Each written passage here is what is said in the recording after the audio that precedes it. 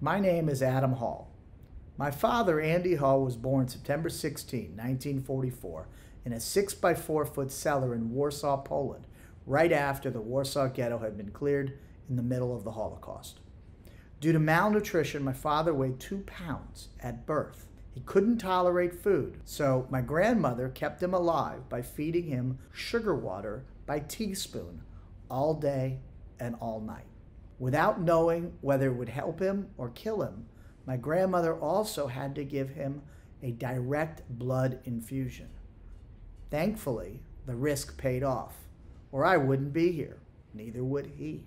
It's unfathomable to think about a direct blood infusion without testing and typing today, but that's what they had to do. In August 1944, just before my father was born, the Polish citizens of Warsaw believed that the Russian troops were at their doorsteps and started an insurrection. It's known as the Uprising. This failed, and the Germans, the Nazis, decided to clear Warsaw. My grandfather took my family into the sewers to escape and managed to obtain passes on a hospital train to Krakow. My grandmother wrapped her face so that she couldn't speak, and my grandfather had had surgery so he looked and could pass as a Nazi. By the war's end in 1946, my grandfather was able to repossess our family's pre-war home. Life wasn't back to normal, though. However, my grandfather was named to a senior position in the Polish government, which he held until the communists took over. At that point, my grandfather, whose name was Edmund, was charged with treason and sentenced to a gulag for the rest of his life. A relative drove my uncle, who was about 10 years old at the time, and my father, who was now 2 years old, to the Polish border. From there, they walked with other displaced children through Czechoslovakia and into Germany on their way to Palestine. They were traveling as orphans. They traveled from DP camp to DP camp for 9 months. Most of this time, my uncle carried my father.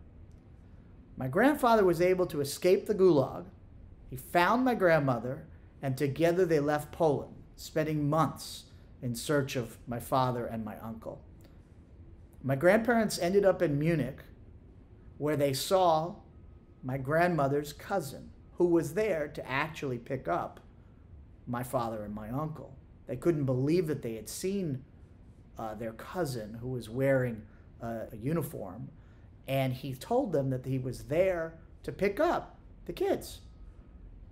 So by sheer coincidence, they were all in Munich at the same time, and my grandparents were able to find my uncle, find my father, and they were reunited.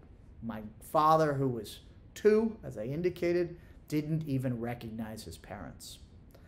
After a daunting process involving doctored Polish diplomatic papers, they emigrated to the United States and ultimately settled in Newburgh, New York for a period of years. Later, they moved to Miami, Florida, where my father lived the rest of his life. He died last year on his birthday, on his 75th birthday. My dad was a great man who never again wanted to be a victim. He could not and would not tolerate even the first step that may lead down that path, and he dedicated his career to that effort, his legal career. As my dad once said for Yom HaShoah, the Holocaust is more than a memory. It is a reminder. I am participating in the AJC Virtual Global Forum in honor of my father's memory and my grandparents' memory, and to continue my father's legacy of carrying the memories of the Holocaust forward. I am here today to say, as my father once did, that never again is not just a slogan.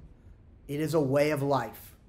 It requires that all of us bear witness to the Holocaust and do everything in our power to prevent any anti-Semitic behavior, or for that matter, any other form of race or religious intolerance. It's just not acceptable.